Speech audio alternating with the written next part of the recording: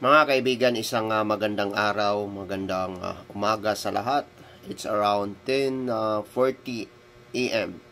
It's time to be eat right now, no? Mga kaibigan, malapit na hong umabot sa 11 o'clock. It is our one rice a day, no? It is our immune to be eating rice every day, mga kaibigan. So, unang-una sa lahat, tayo po'y magpapasalamat sa ating Amang Diyos sa langit, mga kaibigan. Ama naming Diyos, maraming salamat po sa mga biyayang mga pag-iingat at yung mga pagliligtas po, Ama, sa lahat po ng aming ginagawa sa buhay, Ama, sa aming mahabang paglalakbay sa mundong ibabaw na ito. Tulungan niyo po kami, gabayan niyo po kawin, naway ikaw po ang nakapagsubaybay sa amin, Ama. Ama po naming Diyos, ang pagkain ito, Ama, ito po'y gagamitin namin, lalakas ng aming katawan, Ama. Ito po'y isusubo namin, Ama. Isusubo ko po ito po'y kakain ko, Ama. Upang ako po ay lalakas, upang ako po'y makapaglakbay ng mahaba po sa iyong mundong ibabaw na itinatag, na iyong inilalang, Ama. Alam po namin, Ama, na maraming pagkakamali at pagkukulang at pagkakasala sa inyo. Alam po namin, Ama, na kami po ay hindi perpekto. Sana po, Ama, pagkakaluban niyo po kami ng maraming pag-iingat uli, ng mga pag-iingat at yung mga pagliligtas, Ama. Ama po naming Diyos, ilalayo niyo po ang lahat ng aming membro ng aming pamilya sa mga malulubha at matitinding mga karamdaman at sakit, Ama. Lalong-lalo na, Ama, ang mga kaguluhang nangyayari po sa iba't ibang panig ng mundo, Ama. Sana po, Ama, ilalayo niyo po ang aming bansang minamahal ng Pilipinas, Ama. Ama po naming Diyos, hilingin ko po ang iyong kalooban upang ako po yung gabayan sa lahat ng aking mga paglalakbay sa mundong iyong itinatag, Ama, at iyong itinalaga sa akin, Ama, ang pagpapatupad ng batas, nga ako po'y magpapatupad ng batas, Ama, ng pantay-pantay at walang pibor-pibor, Ama, at walang kinikilingan at pinapaboran ng mga individual, Ama. Sana po, Ama, ikaw po ang mananaig sa puso't isipan namin, lalong-lalo na sa akin, Ama. Gabayan niyo po ako palagi, Ama, na kung saan ako po ay isang tao lamang na nagpapatupad ng batas, ng pantay-pantay at patas para sa lahat, Ama.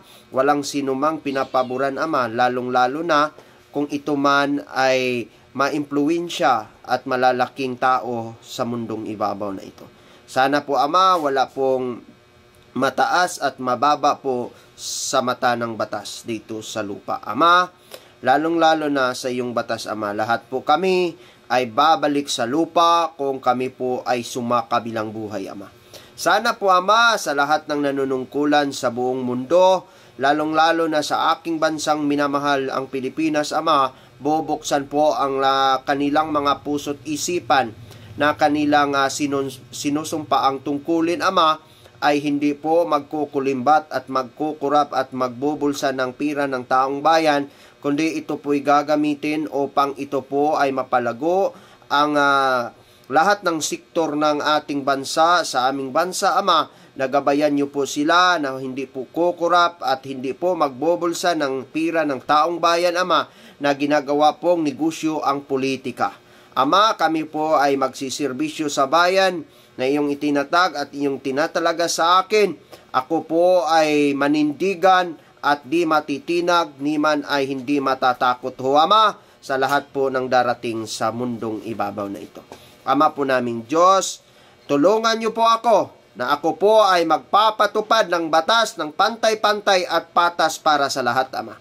Wala po akong pinapaboran at kinikilingan at ni man matitinag at matatakot man sa malalaking tao, malalaking mga posisyon sa gobyerno, Ama. Alam niyo po, Ama, na marami po ang nasa masamang gawain, lahat ng illegal, lahat ng mga sindikatong grupo, Ama. Sana po bubuksan ang kanilang puso't isipan na kung saan ito po ang daan upang maiisipan at makikita nila ang kapakanan sa darating ng panahon, lalong-lalo na sa younger generation. Ama po naming Diyos, hilingin ko po ang iyong kalooban upang ako po ay iyong protektahan at ilalayo po sa mga masasamang tao. Ito tangi pong hinihiling sa pangalan po ni Kristo na amin pong dakilang tagapagligtas na iyong nag-iisang anak. Ama, maraming salamat. Ito po'y kakanin ko, lalakas sa aking katawan. Amen. Ama po naming Diyos, maraming salamat po sa lahat ng mga pagkain, lahat ng mga biyayang ipinagkaloob niyo po sa amin. Sana po ay maiisip po ng mga ibang tao dyan. I'm very sorry ho mga kaibigan because sometimes we got to cry when we are seriously asking favor to the Almighty Father who art in heaven. So ito po, before po tayo kakain, lahat po ay ito ay bigay ng Diyos. Lahat po ng dito sa mundo ay bigay ho ng Diyos.